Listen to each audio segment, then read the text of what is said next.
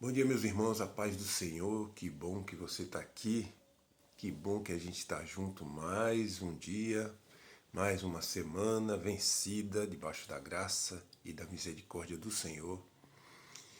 Que bom que devagarzinho o canal está aumentando seus seguidores. Isso quer dizer que a proposta inicial, né, de crescer, divulgando a palavra de Deus, exaltando a palavra de Deus, está funcionando. O tempo fica por conta daquele que é dono do tempo. O importante é que o canal vem atraindo mais seguidores, está crescendo devagarzinho e cada alma que decide se inscrever para poder acompanhar as pregações, as reflexões sobre a palavra de Deus é importante. Então, já só por isso já vale um glória a Deus assim estrondoso no dia de hoje. Estamos crescendo e tudo isso é para exaltar aquele que é digno de toda exaltação e glória, que é o Senhor Jesus. Amém, meu irmão? Então continue compartilhando a palavra de Deus, esses vídeos com o máximo de pessoas que você puder. Se inscrevam, ative o sininho. Vamos fazer a palavra de Deus chegar o mais longe possível, evangelizar pessoas, nos aproximar do Senhor. Esse é o intuito desse canal. Amém, meu irmão? Faça a sua parte. Vamos para a palavra.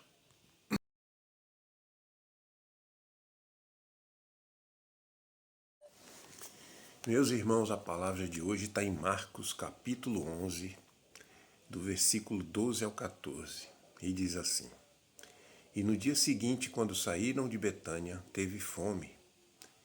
E vendo de longe uma figueira que tinha folhas, foi ver se nela acharia alguma coisa. E chegando a ela, não achou senão folhas, porque não era tempo de figos.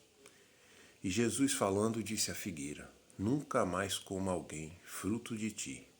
E os seus discípulos ouviram isto. Meus irmãos, isso aqui se deu. Betânia era uma região que Jesus usava muito para descanso. Entre suas idas e vindas à cidade de Jerusalém, ele descansava em Betânia.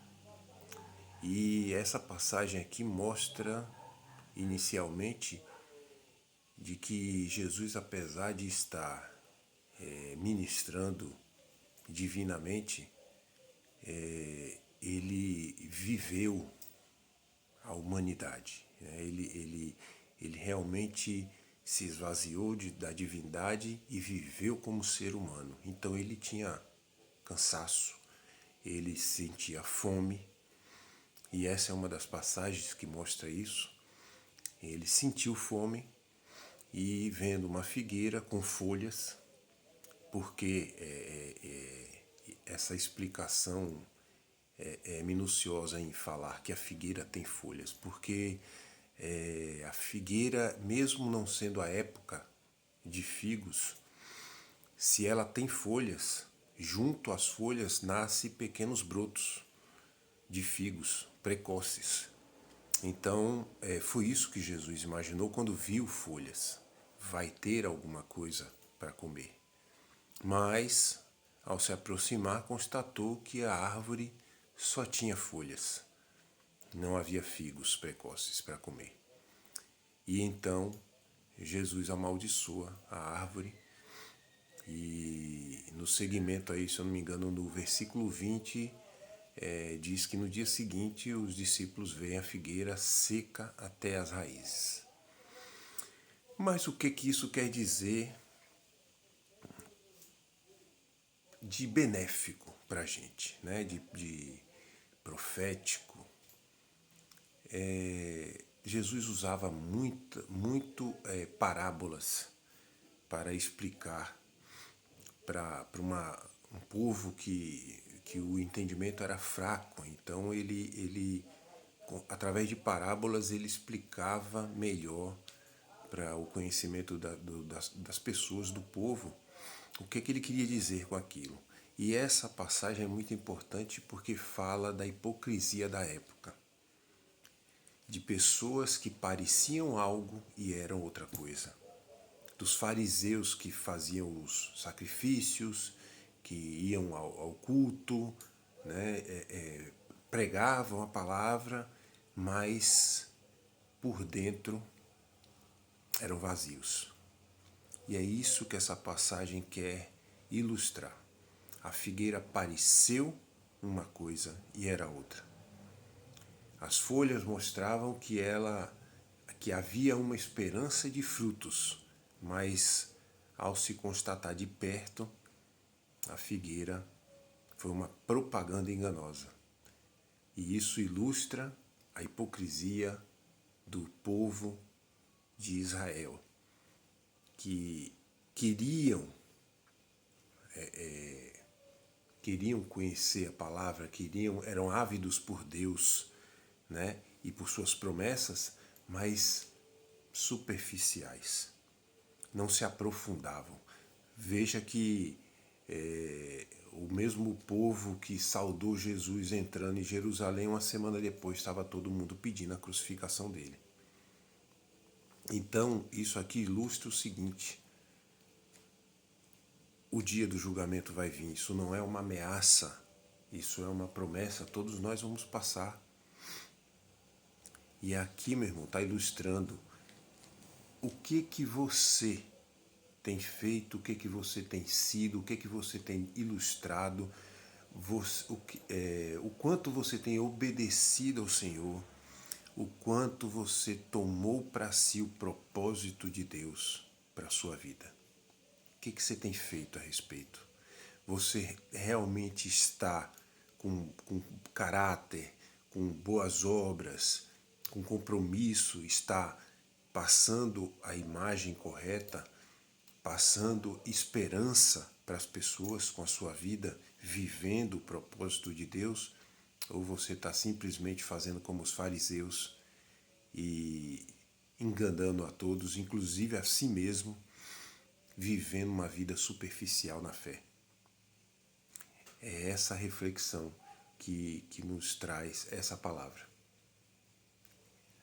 Volto a dizer, a salvação não depende de nós, mas Deus tem uma expectativa muito grande em cada um de nós, em como vamos viver a nossa vida para Ele.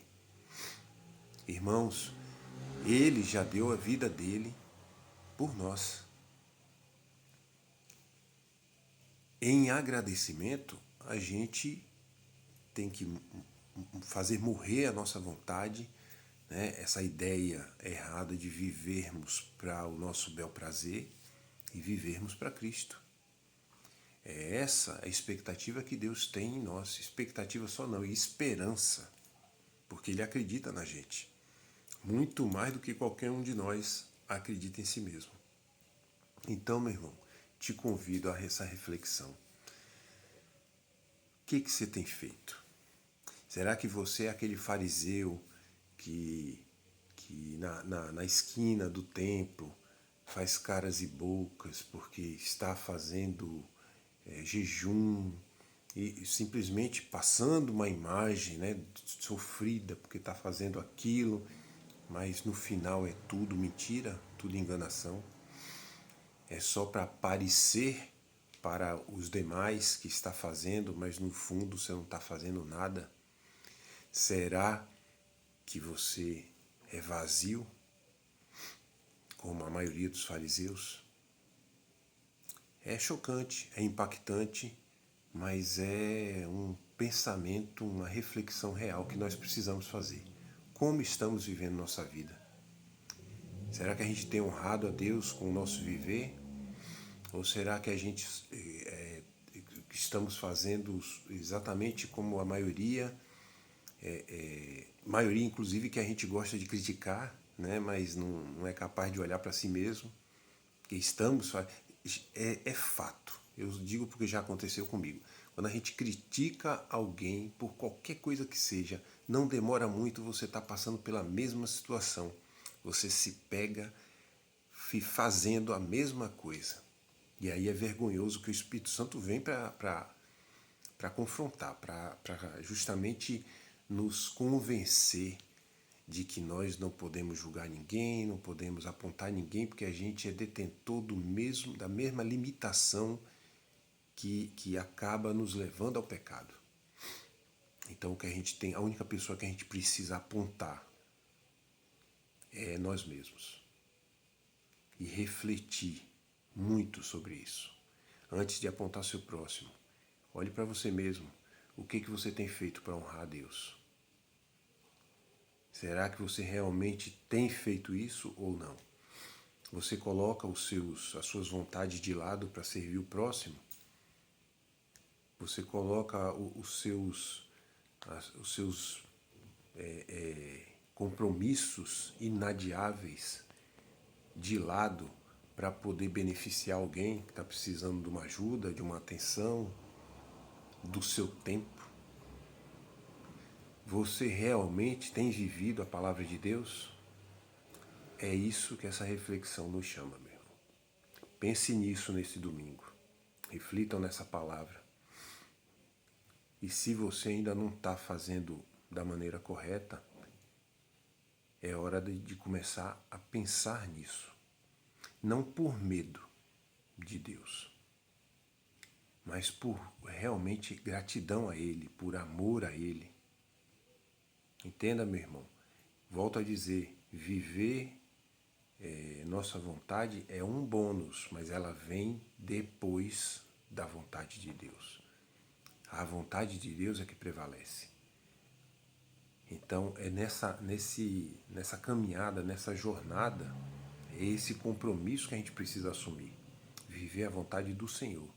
Aí se depois disso a tua vontade estiver alinhada com a dele, beleza. Mas a que prevalece é a do Senhor.